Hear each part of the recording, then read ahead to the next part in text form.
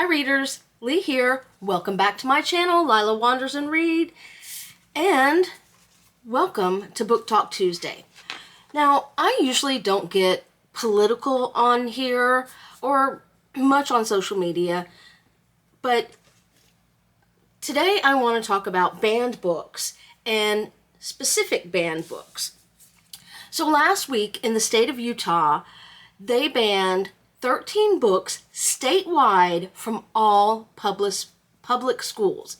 According to PEN America, that's the first time that a state has outlawed a list of books statewide. There's a new law in Utah that says that if I skimmed the bill, that if a book is removed in 3 school districts, it must be removed statewide. So hence the ban statewide of these 13 titles.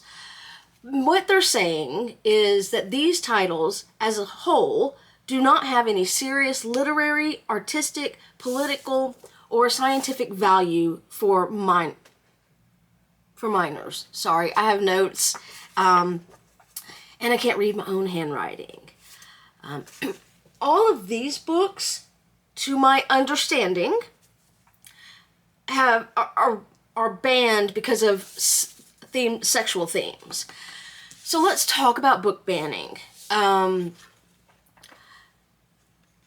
Book banning is a form of censorship, and if they take a book away from a place it once was, that is a ban. It prohibits people from exercising their First Amendment rights, to include the freedom of speech and the associated freedom to read. This also has the effect of turning off young people from libraries and from reading in general. And that really disturbs me. I've seen a lot of comments about, oh, books in public schools shouldn't have sexual themes. Bullshit. Part of teenagehood is sexual themes. I've also seen, oh, well, if you can get it at the store, it's not banned. It's banned. It's banned from the schools. And I'm not an expert on publishing, but I got most of this information from an article on Book Riot, and if YouTube will let me, I will post the link below. It is very thorough and detailed, but all books have age ratings. This set by the publisher, and library workers use those age ratings to decide, along with other tools, to decide what to shelve and what to purchase. I get really emotional about this. I'm not going to apologize. People scream about the Constitution and rights. This is a right that is being withheld from students in Utah. Individual parents, they always have the right to tell kids not to borrow a book, or if a book's being taught in class, to request an alternate assignment if that book makes them uncomfortable. But what book bans are really about is power and control. One person should not be able to decide what every child reads or has access to. In the fall of 2023, one woman was responsible for the removal of 444 books in a single Wisconsin school district. One person. That's the end of my notes. I want to talk about the books. There were 13 books banned in Utah. I have 6 of them. 6. One of them, I've only read one of these from cover to cover, and it's been a long time, probably more than 40 years. One of them I've had for a long time, but let's talk about it. First, and you know this name was going to come up, Judy Blume. Judy Blume's Forever is the story of Catherine and Michael's, love.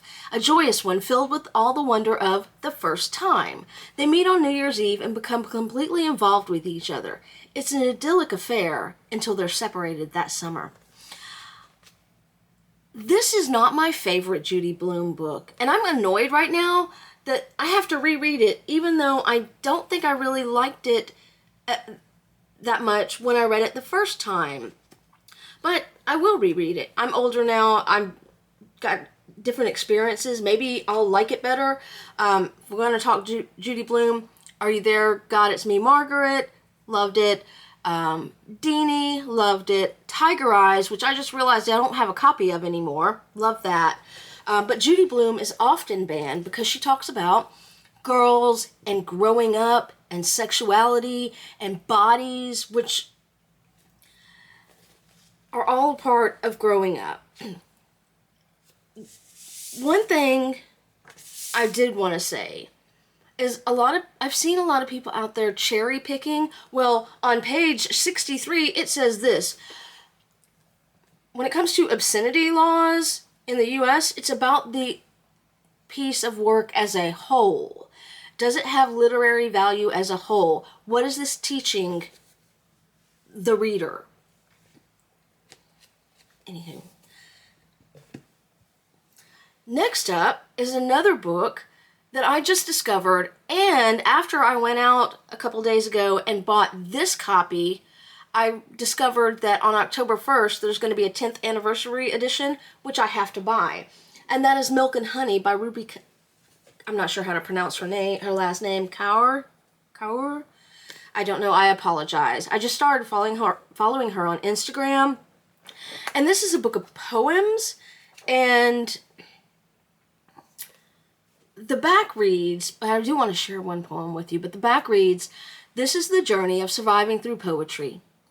This is the blood, sweat, tears of 21 years. This is my heart in your hands. This is the hurting, the loving, the breaking, the healing." When I was a teenager and a young adult after my teens, I loved poetry, and I wish that I had had something like this accessible to me at that time, but that was more than 10 years ago.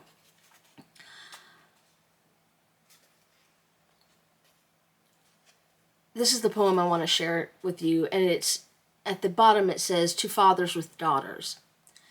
Every time you tell your daughter, you yell at her out of love. You teach her to confuse anger with kindness, which seems like a good idea till she grows up to trust men who hurt her because they look so much like you." I will be gobbling this one up over the next course of the next week. This could get me passionate about poetry again. And again, this is poems and drawings, but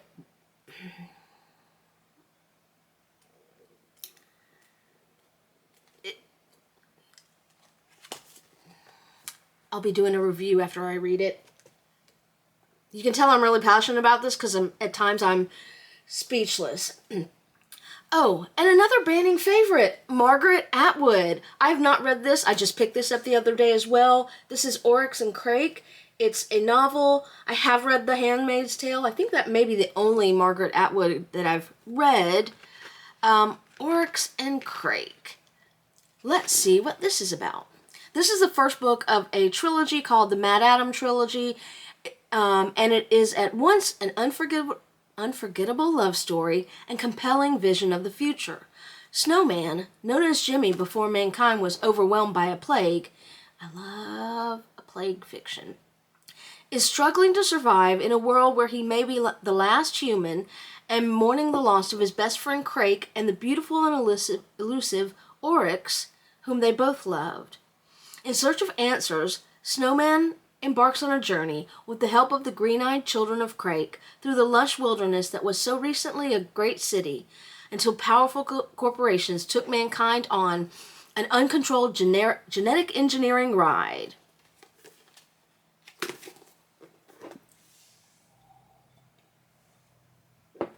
Next up, I don't have my phone with me because it's been making a lot of noise today. Still flood warnings and stuff. But there are like 5 of 6 on that list by Sarah J. Maas. I only have one of them, A Court of Thorns and Roses. I bought this ages ago, but I have been hesitant to read it because it is so hyped up online that I feel like it could let me down. But now I have to read it sooner. When 19-year-old Huntress Fire kills a wolf in the woods, a terrifying creature arrives to demand retribution. Dragged to a treacherous, magical land she knows about only from legends, Fire discovers that her captor is not truly a beast, but one of the lethal, immortal fairies who once ruled their world. At least, he's not a beast all the time.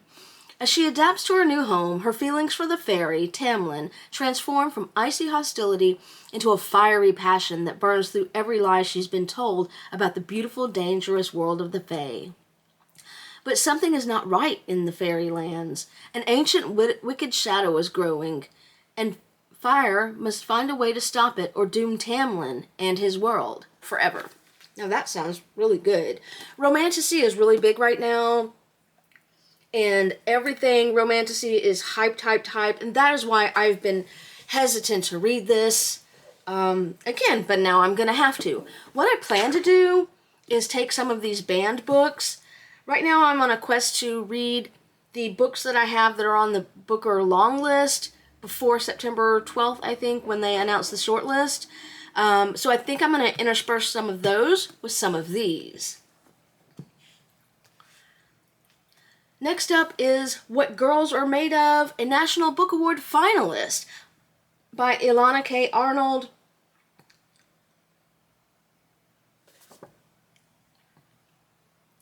"16-year-old Nina isn't made of sugar and spice and everything nice. She is flesh and blood and desire, but she longs to know real love, unconditional love, the kind her mother told her doesn't exist. Reeling from a shameful breakup with a boy she unabashedly worshipped, Nina drifts between school and her days volunteering at a dog shelter, but she's looking for something more, a way to fix her mistakes. Unsure of how to move on, Nina peels back the moments that have shaped her and given her a view of girlhood distorted by violence and sacrifice. One that led her to do something unspeakable to a fellow student. As Nina grapples with regret, strange memories of a trip to Italy with her mother start to surface. Layer by layer, she reveals their painful effect and seeks redemption. Raw, emotional writing and a frank portrayal of the world of teenage girls set this award-winning book apart as a stunning chronicle of self-acceptance. God forbid students learn about self-acceptance. This is intriguing to me because of the first line. When I was 14, my mother told me there was no such thing as unconditional love. Okay, the final book that I have is a graphic novel. I usually do not read graphic novels, and when I do, it's typically on my Kindle, but this is like a special edition or an anniversary edition, and that is Blankets by Craig Thompson. It's a bear of a book, but it is a graphic novel. Joss Whedon says, Blankets is one of the greatest love stories ever written and surely the best ever drawn.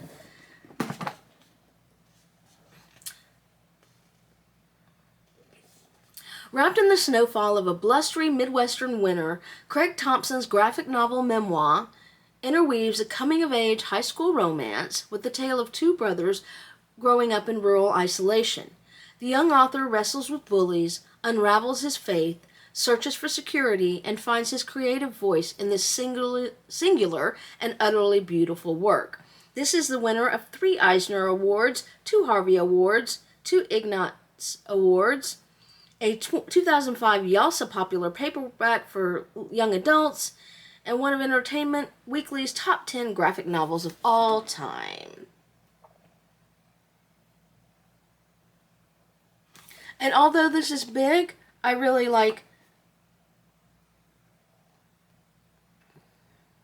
think it'll be a fast read. Oh no, it shows a young couple kissing and having sex. Whatever. The work as a whole, not a particular page. Sorry for coughing. So, I want to kind of start to wrap up with a personal story about how I have been subject to censorship and having my freedom to read taken away. Back a million years ago, when I was in elementary school, do you guys remember the Scholastic book fairs? I loved them. I think they should bring them back for adults, but I mean, we have bookstores. So, anywho, at my elementary school in Louisiana, I purchased a book. I can't say with my own money. It was my parents' money. And I was in between classes. I don't know if we were waiting for school to start or whatever. And I was reading the book that I had purchased, my book. And a teacher came and took it away from me and said I could not have that book. And for whatever reason, probably because it was Louisiana, my parents either couldn't or wouldn't get the book back. I think they offered me an exchange or something, but I don't remember. That was a long, long time ago. I do remember the experience, and that book was a Judy Blume book, starring Sally J. Friedman as herself. There's nothing wrong with this book. I've read it twice since then, but there's no reason that a teacher should come and take my property from me.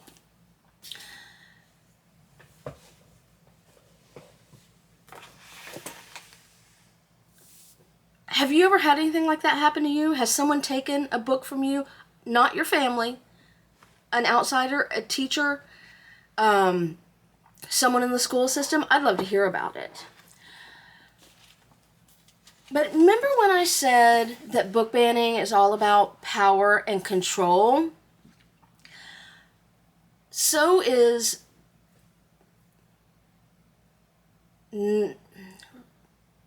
restricting people's rights to read.